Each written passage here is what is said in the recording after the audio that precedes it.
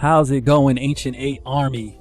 It is your boy Justin, aka Justin the Mind, here with the Ancient8 team, and today we have a very special video for you guys. I'm really excited to introduce you all to this brand new blockchain game called OpenBlox.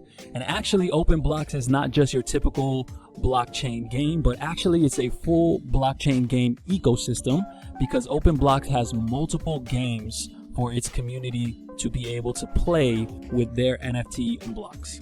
So the first game that we're going to go into today is the first game that they have coming to the market, which is called ROGUEBLOX. I'm really excited to introduce you guys to this game, and then we will also dive into the white paper to see what the OpenBlox team has planned for its community for the very near future. Let's go ahead and jump straight into this video. Alright guys, let's actually first start with a quick look at the ROGUEBLOX trailer video.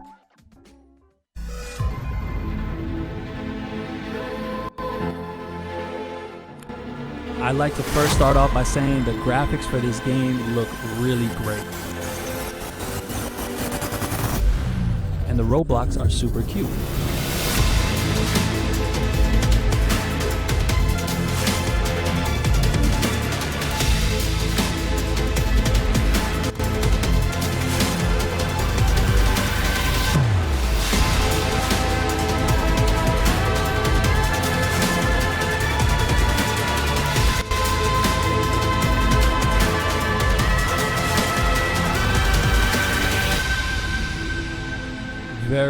Very cool. I don't know about you guys, but that video really got me hyped up to see what the rest of this game looks like. So let's go ahead and jump into it.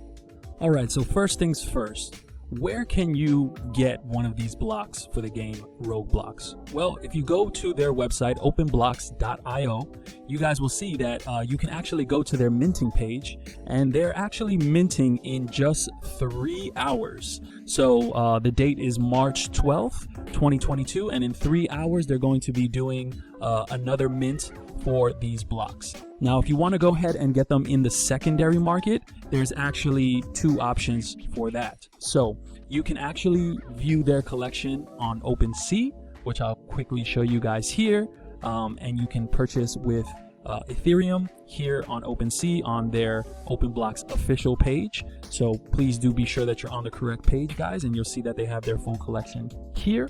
And then the other option is OpenBlox also has their own marketplace, which is now live at the time of this recording. So if you go ahead and click on the marketplace here, you can also see that you can purchase blocks directly from their marketplace. So you guys have a couple options. You can mint, you can purchase on 2 secondary markets. So there's a lot of different places to go ahead and get your blocks to start playing this very cool game. And one last thing I should mention is that even though you are purchasing your blocks on the Ethereum blockchain, the project is actually being built on a layer 2 called Arbitrum. All right, everybody, without any further ado, let's go ahead and take a look at some of the gameplay. You can find this video, by the way, right on YouTube or right on their website. All right, very cool. First thing we can notice here is that there are 3 different classes. I love that you're able to select your card and actually drag and drop it onto the person that you want to attack.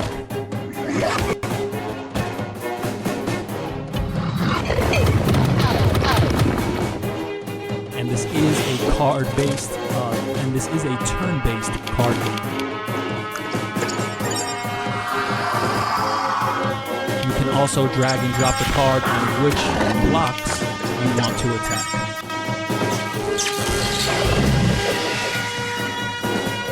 Big heavy damage from that blocks there. Very cool.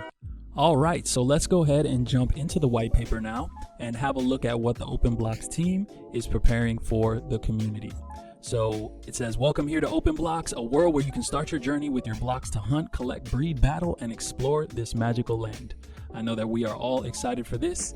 As usual, guys, it's an introduction to NFT and GameFi, which I'm sure many of you are familiar with, so I'm not going to read all of these details, but of course, if you guys are interested, please do come over to the website and jump into the white paper and go ahead and read through this. But we're going to go ahead and get into the roadmap here and see what is up for Q2 here for 2022. So as we can see, Roblox trailer is already live. Genesis Mint is happening today. And then the marketplace is actually online already. So I think they need some extra boxes ticked here. And very, very exciting to see a rental and scholarship system. And then Roblox closed beta and public launch is also due in Q2, and their token launch as well. So really, really exciting stuff happening in Q1 and Q2 here. So very, very excited to see how the game is going to progress. All right, the Blox verse is a world of multiple layers spiraling upwards, connected but completely isolated, both upwards and downwards. Each layer is composed of its own unique world environment. So this is really cool, guys. 3 different layers, and each layer seems to host 2 of the different breeds that are in the OpenBlox ecosystem. So as we can see here, the water layer has the shark race and the hardshell race. The fire layer has the techno race and the dragon race. And then the green layer has the insect race and the flower race. So 6 different races in the OpenBlox open world. So really, really exciting. A lot of different breeds to choose from, and it looks like it's going to be a great opportunity to explore a lot of different environments in this game. So there are 2 different game modes. There is a PvE adventure mode and then a PvP battle mode. I really love that. I love games that are more diverse in the style of game modes available, so I think the community is really going to enjoy that. Build your team. So we can see here, every Blox has different characteristics which determine their roles in battle. Blox have their own unique genes. Their offspring will inherit some of their parents' abilities and at the same time acquire new abilities. Every unique ability is generated based on the smart contract, and they can continuously upgrade and increase their abilities. So that is very cool. For those of you that are familiar with Ancient8, there was similarities in being able to breed your Blox to create offspring, which will inherit some of the parents' abilities.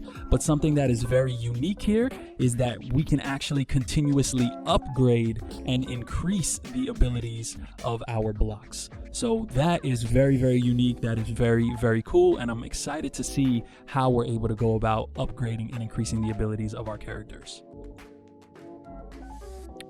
As you guys can see, there are multiple different body parts, and each body part is likely to represent a card in your deck. So also very similar to some other games like Ancient8, you're going to want to choose parts based on the cards that you are hoping to draw during your battles. So this is going to be really cool to see how the breeding process is able to mix and match these body parts to create very unique Blox and create teams that are very, very well balanced and hard to deal with in their battle modes. They give us some details here about PvE. So it says the mission map in the PvE mode, the map takes random generation. Each new entry into the map will randomly generate different things such as game scenes, enemies, and treasures, etc. The player cannot find out the best route by memory. Each adventure will be unique and unrepeatable. Wow. To know that there's going to be a PvE mode where every adventure will be unique and non-repeatable really makes it to where every player is having their own unique experience when playing this game. Team configuration is critical to the game, and different teams are suited to different environments. There will not be a team that can fit any environment, nor will there be a useless character. Learning how to put Blox in the right position is what a qualified player needs to do. So this is great, guys. It's really going to make this game of a thinking person's game. You're going to have to try to figure out the best team comps to give your team the best chance to win in any environment, because each environment will affect the game differently. The combat basis says that Blox battle professions are divided into 3 different types. So we have 6 races, but we have 3 different types, and that is defensive, offensive, and supportive. So the defenders can absorb more damage. The defenders often stand in the front, And the supportive professions have the skills to control and heal.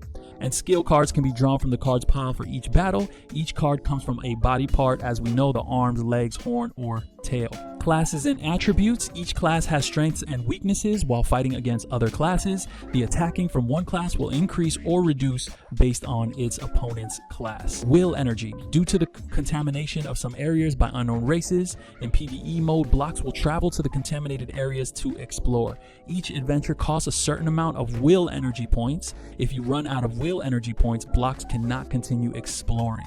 Will energy points will be restored over time. The more blocks you have, the faster they will recover, and the higher the recovery limit will be. So that is really interesting, guys. You do need energy in this game in order to adventure around, and the more blocks that you own, the faster that your energy is restored. So that is something very important to note and a very interesting characteristic of this game. All right, let's quickly go through the characters and have a look at all the different races of Blox that we have here. So first and foremost, we have the Techno family, very cool.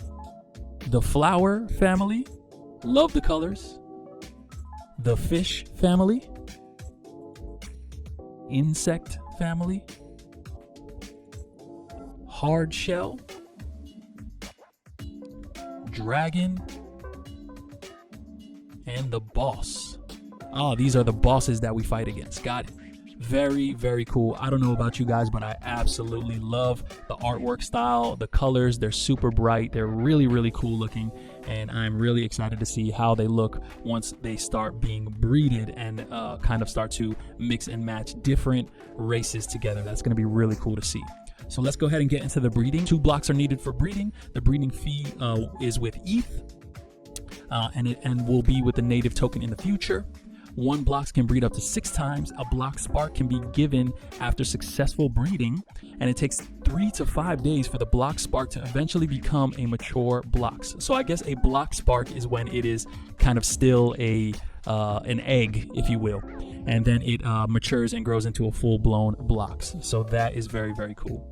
And similar to Axie Infinity, there's a dominant and a recessive gene pool. So based on that chart is how you can best guess which possible Blox you're going to be able to breed by taking 2 blocks and looking at their dominant and recessive genes and figuring out which ones will give you the highest % chance to have the parts that you want. Then, as we can see, there is a rarity system. So the rarity system applies to each class. For each class, there's only 1 legendary Blox with legendary body parts. So that means altogether there's only 6 legendary Blox. That is really, really small amount of legendary characters for one game. So that's super interesting. Very cool to see how the legendary body parts are gonna look. So this is one of the most unique things about this ecosystem. So for people that own the Genesis Blox, they are having exclusive features, which are hold and grow to earn. So what that means is Genesis block holders will always and exclusively gain a stable revenue from the breeding system. Their offspring and family growth will help them get a share of up to 20% of the breeding fee. The Genesis block's offspring and family growth will increase the chance for them to win a breeding fee. So the way that that's represented here is in this example, if Alice has 2 blocks and she breeds them together, the breeding smart contract is going to separate 100%, and 80% of it is going to go to the community treasury, and 20% is going to go to the Genesis mint holder vault. Okay, so that 20% is going to come down here, and then 16% of it is automatically going to the vault, and that will be equally shared by all 7,998 Genesis holders. So immediately the holder vault, everybody's going to get a percent, but that additional 4% is actually going to be broken down, and every block is a unique ERC 721 token, which is equipped with 256-bit code. So the way that it's going to work is that the first 8 pieces of the 16-bit code will be picked from one parent, while the remaining 8 pieces from the other parent. So each parent, there's going to be some of the code that is taken from it. And then the chosen bit of code will ensure its Genesis blocks win the extra breeding fee, which will be about 2 to 4%. So there will be some randomized bit of code that is taken, So every time that blocks are breeding and they have that family code inside, there is a chance that family code will tie back to that Genesis block owner, and they can earn an additional 2 to 4% each time one of these blocks is being breeded. So for the first time in the history of NFT that I'm aware of, you'll have the chance to own a Genesis block, and then all of the offspring going forward being bred in the game is going to earn you some residual passive income. Now guys, this is not financial advice, but that is very, very cool to know that there will be the potential to continuously earn after owning one of these Genesis blocks. And last but not least, guys, we have here the token system. So as we can see, there are 2 types of tokens in the OpenBlox ecosystem. The platform token is the OBX token. This is used across multiple games. And then the RGL token is the rewards that occur during the first game, RougueBlox. So there's going to be a single in-game token, and then there's going to be an overall ecosystem token. We can see here in the token utility that the OBX token is going to be the governance token. It's also going to be required for breeding new blocks, and there will also be an opportunity to stake this token. The RGL token for RougueBlox specifically is going to be used to purchase some unique NFTs, and also will require a certain percentage for breeding, and that RGL will be burned after breeding. So that is how they're going to control the price of the RGL token, is it's used directly in the breeding system of the game. The Blox NFTs says here that NFTs can breed and have offspring. People who don't hold Blox NFTs can still play the game, but they play a light version with fewer rewards and fewer benefits. So this is a free to play to earn game. All right, guys, so that is going to wrap it up for our coverage of OpenBlox, and more specifically RougueBlox. I hope you guys are all as excited as I am to get in there and start battling and exploring the RougueBlox world. But with that being said, if you guys enjoyed this video, please don't forget to smash that like button. Please do subscribe and turn on notifications as well so you don't miss our next video, because we are going to be covering a lot of really cool NFT blockchain games that are coming out this year. So don't forget to follow us on Twitter, and we will catch you guys all on the next one. Have an amazing day. Catch you guys next time.